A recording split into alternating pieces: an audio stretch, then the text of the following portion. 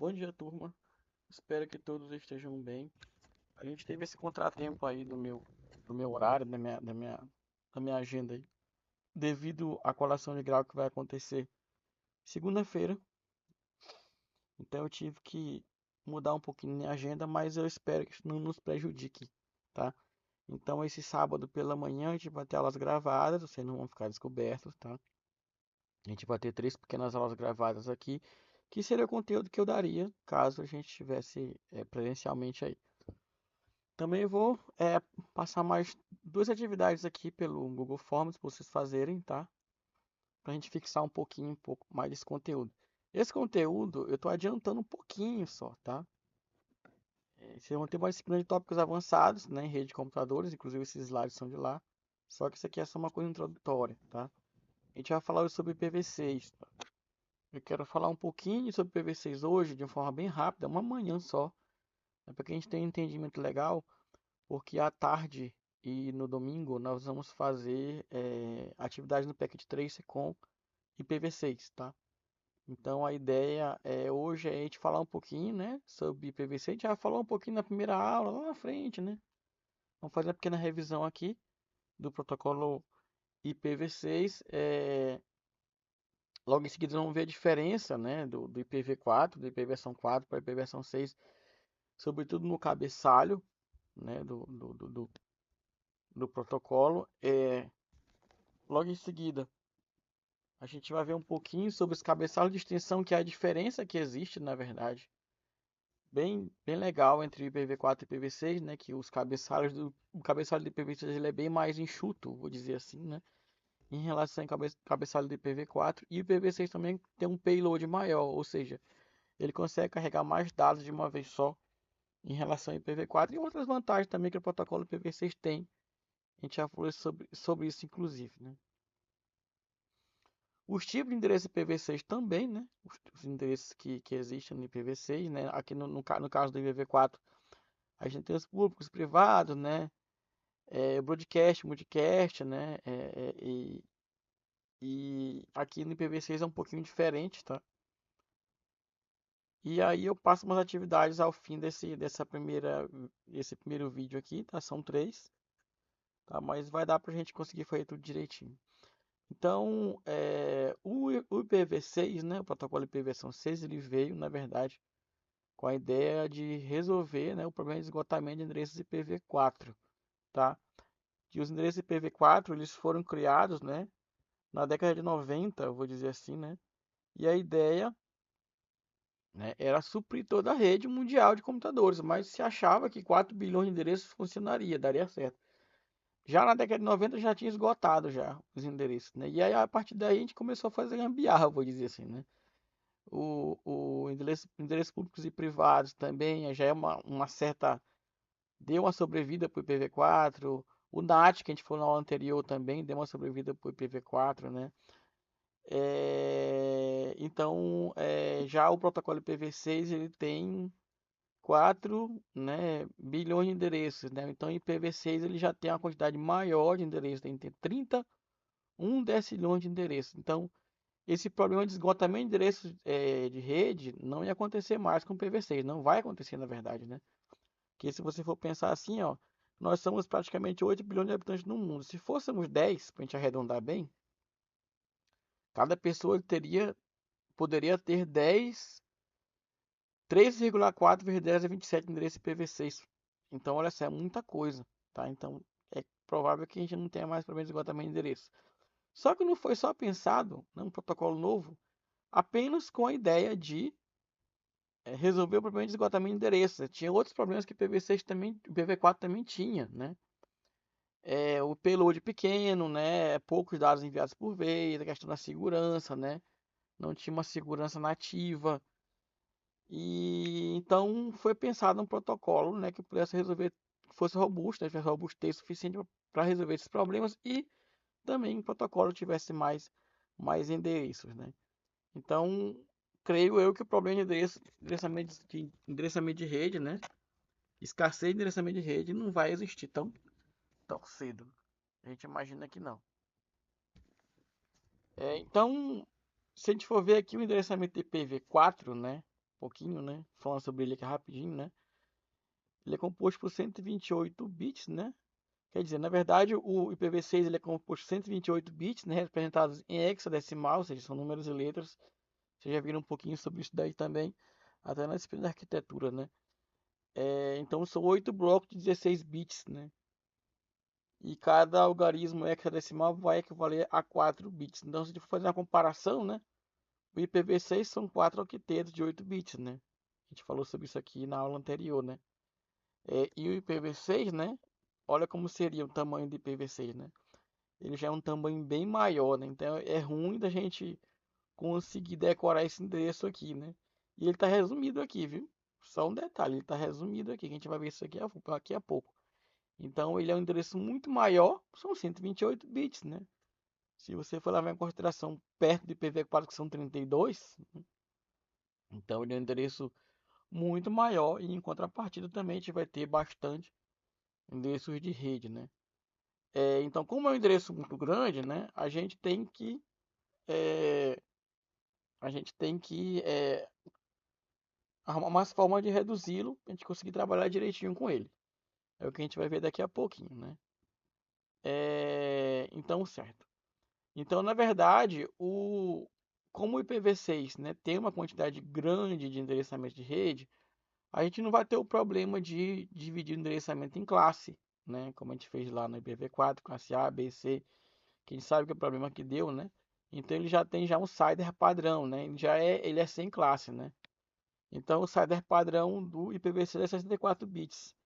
Então os 64 bits, na verdade, se nós temos 128, né? 64 você vai identificar a rede e 64 para identificar o host. Então, ele já não vai ter mais problema, né, de você dividir subredes, aquela coisa toda. A gente vai dividir subredes aqui, mas mais por questão de organização, né, mas não para é, economizar endereços de rede, né. Então, isso é importante se falar, tá? Então, no caso aqui, tá? Como é que é identificado a máquina, tá? A máquina, você pode utilizar uma configuração automática, né, que a própria rede, né, é, vai te dar o endereçamento da máquina, assim como o DHCP, só que esse endereço ele é gerado a partir da placa de rede, tá? Então, isso é um problema, talvez, porque também pode comprometer a tua segurança, né? Porque você vai acabar expondo o endereçamento MAC de tua máquina, né? Porque esse teu endereço, vocês vão ver aqui na frente, que o endereço IPv6, né? Todos os endereços são globais, né? Então, eles são roteáveis, né? Então, isso pode dar um problema, né? Então, essa configuração automática, né, que gera o endereçamento IPv6 do host, né, por meio da placa de rede, né, é uma configuração que a gente chama de SLAAC. A gente vai aprender isso aqui lá na frente, tá? Dispensa os DHCP, né? Se eu faço isso aqui, né, eu não preciso mais de DHCP, embora a grande maioria dos servidores, né, os gerentes de rede usem DHCP pela falta de segurança desse aqui, que a gente vai ver lá na frente também, tá? Eu não vou ter o protocolo ARP e RARP aqui, tá? Aqui eu vou usar apenas o protocolo NDP, que é o subprotocolo do DHCP, tá? Para poder gerar os meus endereços, tá? E cada host vai possuir dois endereços, vocês vão ver isso aqui, tá? O endereço de unicast, né? Que é o endereço único, né? Tá dizendo, né? E o multicast que vai substituir o broadcast do IPv4. Se você lembrar bem, né? Uma rede você tinha que deixar dois endereços reservados, um para a rede e outro para o broadcast, né? Aqui não, cada máquina vai ter o seu endereçamento de multicast e o endereçamento de rede normal, que é o endereçamento unicast, tá? Então, os endereços IPv6, como eu falei ainda há pouco, eles são longos, né? O 92.168.10.1, que a gente está acostumado, né, brincar no endereçamento privado, aqui vai complicar porque é o tamanho que é, ó. 2031 0000 140F 0000 0000 0 AC0 975B 010C. Para decorar é difícil, né? Essa é a parte ruim, né? Mas a gente pode simplificar o endereçamento, né? Para a gente não se perder, tá? Então a gente pode colocar isso na máquina, tá simplificado, que vai dar certinho também. Então, duas regrinhas que a gente pode fazer aqui, né? Como o endereçamento IPv6 ele é pouco utilizado ainda, né? Tem poucos endereços utilizados, então a gente tem muito bloco de zero, né? Tem muito bloco de zero. Então eu posso eliminar os blocos de zero e posso eliminar os zeros à esquerda, né? Como é que eu faço aqui? Se eu porventura ver que nenhum desses quartetos aqui, ó, eu tenho números, né, com zero à esquerda, eu posso emitir esses zeros. Aqui, por exemplo, olha só, aqui é um zero à esquerda e aqui é um zero à esquerda. Então eu posso tirar esses números aqui que não vão afetar nadinha no meu endereço, vai continuar sendo o endereço antigo, tá? Aqui também eu tenho 3 zeros à esquerda, ó, e aqui 3 zeros à esquerda, né? Seria um 4, mas se eu tirar isso aqui, vai ficar um buraco, né? E eu tenho que ter 8 quartetos, né? 1, 2, 3, 4, 5, 6, 7, 8, né? Eu continuo tendo 8 aqui, ó. 1, 2, 3, 4, 5, 6, 7, 8, né? Então eu tirei estes zeros à esquerda, esses 3 aqui, esses 3, esse zero à esquerda e esse zero à esquerda. Já diminui bastante. Olha o tamanho que está agora, né? Também eu posso substituir sequência de vários zeros por dois símbolos de dois pontos, né? Então aqui, ó, eu posso substituir, tá? Por dois símbolos de dois pontos, mas eu só posso fazer isso uma vez. Se porventura no meu endereço aparecer duas sequências de zero, eu substituo a mais longa, tá? Também é regra isso, tá? Se eu tiver duas sequências de zero, eu só posso substituir uma vez e vai ser a mais longa. Se tivesse aqui vários zeros aqui, ó, tá? E eu ia ter que deixar essa sequência aqui, tá? Ia ficar só 0, 0. Então, nesse caso aqui, ó, eu vou ficar com isso aqui, ó, tá? Então, isso aqui é uma forma resumida, esse endereçamento aqui, desse endereço aqui, tá? Então, a máquina, a rede, vai entender que esse cara aqui, ó, é o mesmo desse aqui, só que de forma simplificada, tá? Outro exemplo aqui, ó, 2001, 0DB8, 853, né? Duas sequências de zero. 8A2E 03707334. Então eu tenho aqui, ó, 1, 2, 3, 4, 5, 6, 7, 8 quartetos, né, em hexadecimal. Então agora eu vou fazer o quê? Tirar os zeros à esquerda. Eu vou eliminar este zero, esses três zeros aqui, olha só, e esse zero aqui, ó. Não ficaria? Tá aqui, ó. Esse zero aqui saiu, você tá vendo? Esses três zeros saíram, né? Os zeros saíram. Tá? E aqui esse zero também saiu. E agora eu vou substituir esses dois zeros aqui, ó, essa sequência aqui, ó, por dois pontos, tá? Pronto, assim eu tenho o meu endereço resumido.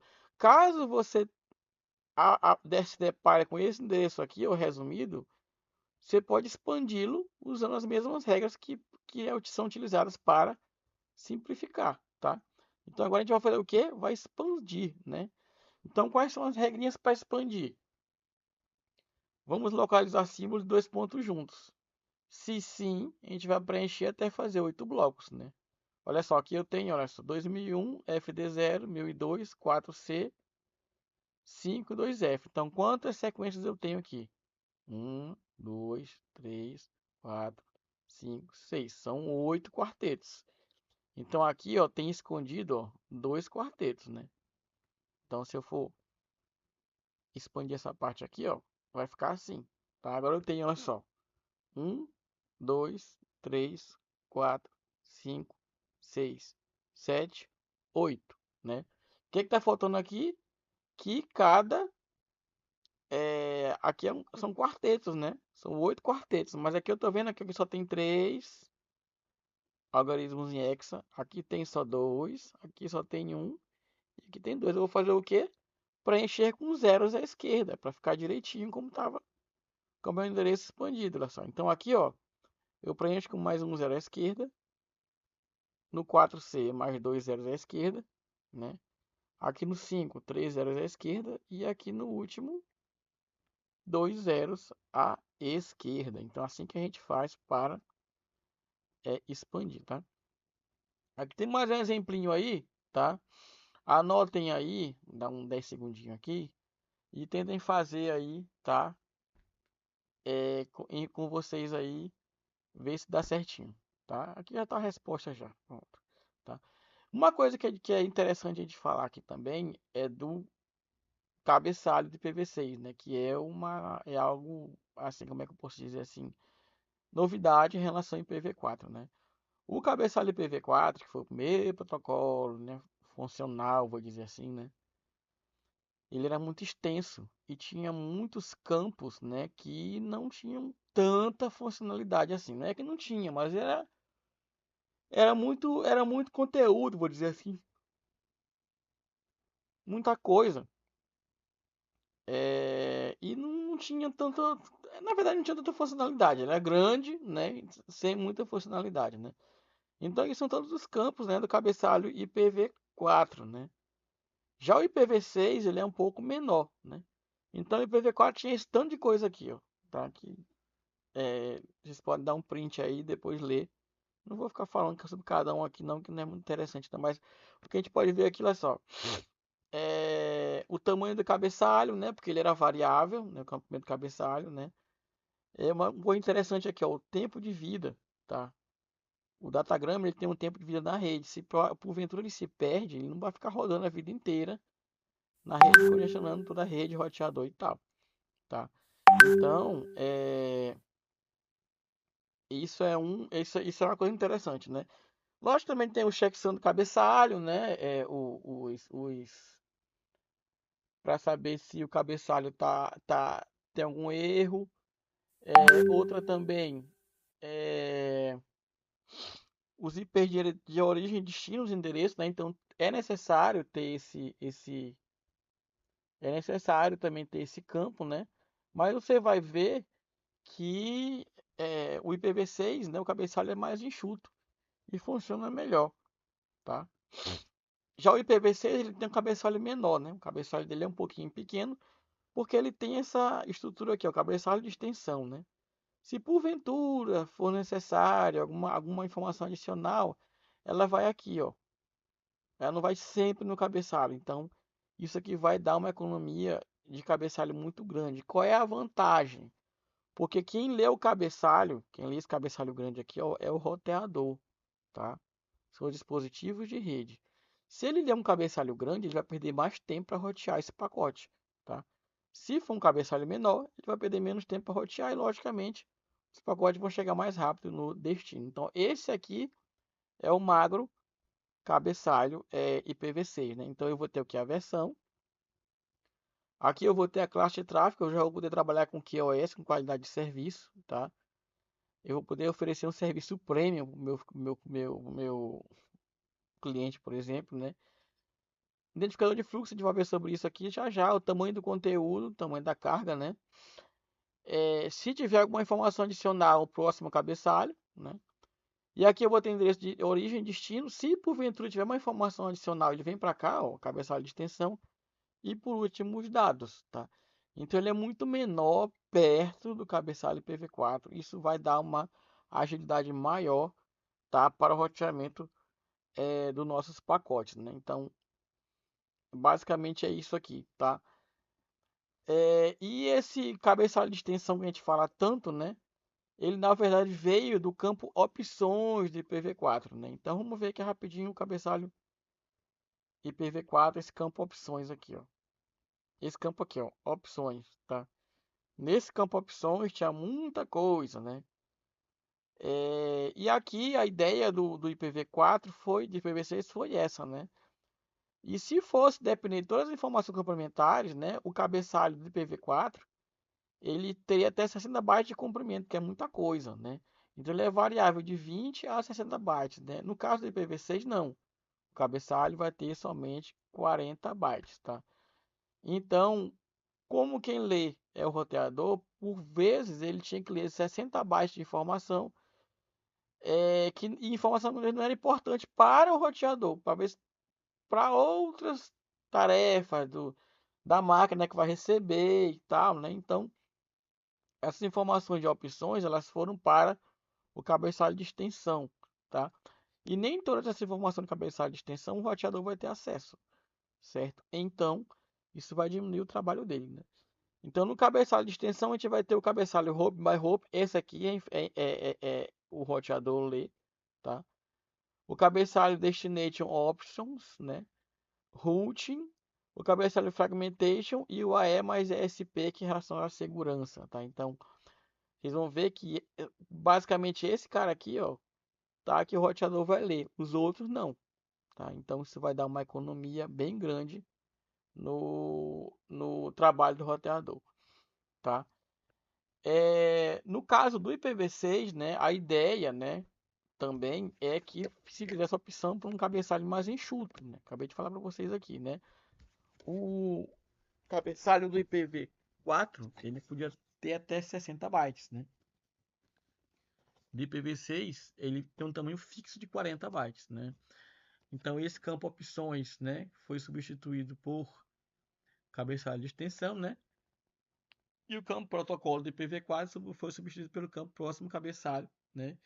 Que é onde vai estar algumas informações importantes, né? De TCP, UDP, CMP, que são informações relevantes para a máquina e não para o roteador, né? Então o roteador não tem nada a ver com isso aqui, tá? Então isso aqui tudo antes no IPv4 ele lia, no IPv4 não, ele não vai precisar tocar nessas informações aqui que são informações inerentes à origem e destino, né? E não ao roteamento, tá? Então ele não vai precisar, né, informações adicionais, tá, que são relacionadas à origem e destino, tá? O roteador vai ter apenas a função de rotear, então por isso que o cabeçalho vai ser um pouquinho mais enxuto, tá? Deixa eu ver quantos slides ainda tem aqui ainda. Tá, tem bastante coisa, beleza. Então, né, esse campo próximo cabeçalho, né, ele vem com vem com um código, na verdade, né? Se porventura seja necessário, né, outra informação, né, que está lá no próximo cabeçalho, vai ser apontado para o roteador. Se não, o pacote vai passar direto, tá? Então, o único cabeçalho que vai ser lido, tá? Item do cabeçalho que vai ser lido, cabeçalho de extensão, é só o Hope by Hope, que é, na verdade, relacionado aos roteadores mesmo. Os outros não, tá? Então, por exemplo, quando eu tenho alguma informação adicional, né? Vai vir esse código aqui, ó, logo em seguida, tá? 60, 43, por aí. Se não, vai vir esse código aqui, ó, 59. Isso significa o quê? Que o roteador já pode caminhar esse pacote e receber um próximo, tá? Então, isso vai dar uma economia grande, né, de tempo para o roteador conseguir é, encaminhar o pacote, tá? Então, o único cabeçalho de extensão que é analisado por roteador é o Hope by Hope. Por quê? Porque ele é relacionado à participação de roteadores, tá? Em alguns tráfegos de multicast, por exemplo, você tem que apontar para o roteador que aquele é um tráfego de multicast, por exemplo, né? Então aí sim, esse cabeçalho vai ser necessário ser lido pelo roteador, tá? Mas é o único, na verdade, dessa pilha dos cabeçalhos de extensão que vai ser lido por roteador, tá? Então, o que que ele vai ter aqui, né? Dos cabelos do Hope by Hope, né? Ele vai ter um alerta, como se fosse uma flag, né? Para orientar quando eu tenho, né? Um protocolo multicast, tá? Quando não tem esse alerta, é porque de fato não é uma transmissão multicast, então não é necessário ter essa atenção, tá? Outra coisa também, né, é que foi desenvolvido, tentou se desenvolver, né, um pacote grande, né, chamado de Jumbogram, né, no IPv6, né, que são pacotes até 4 gigabytes, né, de uma vez só, em vez de pacotes pequenos, né, mas só que não deu certo ainda, não se usa ainda, tá?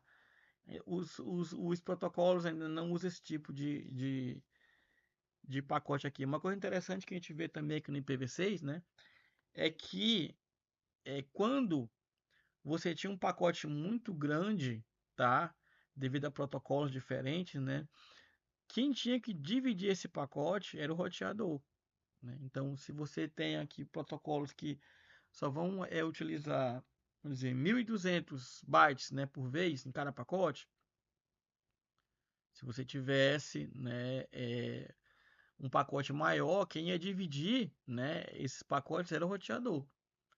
Mas aqui não, no IPv6 não, ele devolve para a máquina que devolve, ou seja, o roteador é utilizado apenas para, né, nosso encaminhamento de pacotes, tá? Outro também é o Destination Options, né? Que na verdade ele é apenas analisado pelo destinatário, né? Que são informações de acordo com a aplicação específica, né? TCP, CLDP, né? Então só quem vai analisar é o destino, tá? Então esse aqui não vai passar pelo roteador, tá? Outro cabeçalho é o de routing, né? De routing, vou dizer assim, tá? Vocês vão ter aula de inglês no próximo semestre, tá? Então, a ideia dele era traçar uma rota específica entre os roteadores, né? Então ele guardaria nos endereços IPv6 dos roteadores num caminho específico, mas tem um grande problema, né? Porque se esse campo aqui ele for hackeado, né? Você pode encontrar o caminho, né, que um pacote pode fazer, que é como se fosse um roteamento tático, né, na verdade, né? Então ele foi considerado obsoleto, né, não utilizado mais. Ele é utilizado mais pelo mobile IPv6, né, que são redes IPv6 móveis, justamente para que você não caia, vou dizer assim, quando você estiver saindo de um access point e entrando em outro, né, que você não caia e você possa ter ainda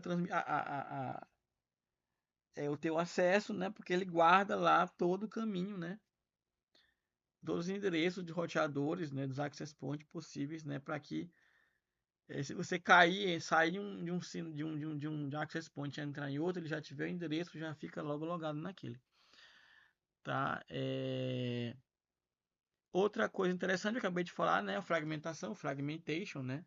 Quando um pacote é maior do que o limite, né, daquele roteador, se for um roteador obsoleto, né, vai estourar a MTU, que é a Maximum Transfer Unit, né? Então, se isso acontecer, é necessário fragmentar o pacote, tá?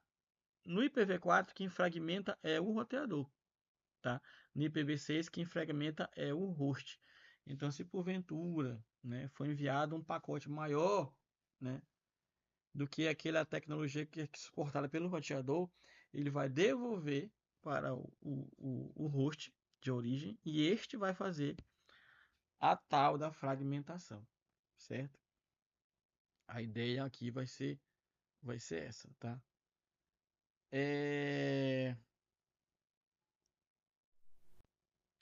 Que mais? O cabeçalho AE mais ESP é responsável principalmente por a segurança, tá? A segurança, tá? Então, o que acontece aqui é porque no IPv6 a gente tem segurança nativa, tá? Que é o IPsec, né? Mas não significa que todos os dados já estão criptografados, né? Então, deve ser configurado, né? Tem muita gente que diz que não tem segurança IPv6 porque ele não configura, tá? Então, o AH, que significa Authentication Header, é o cabeçalho que é responsável pelo serviço de autenticação, tá? E o SP, ele vai criptografar o payload. O payload é o que? A carga útil, né? São os dados que que aquele pacote tá enviando, tá? Então, a gente para aqui, tá? E aí eu vou colocar mais uns slides aqui, não, mais duas videoaulas, tá? E vou passar também dois questionários para a gente fazer, tá? E também no sábado à tarde a gente vai respondê-los, tá? Então, até o próximo vídeo, que também é sobre IPv6, tá? Já com outros critérios, falando sobre endereços globais, endereços unicast, né? Endereço Ncast, que a gente vai falar sobre eles também, que é diferente do IPv4, por aí vai, ok? Então, até daqui a pouquinho.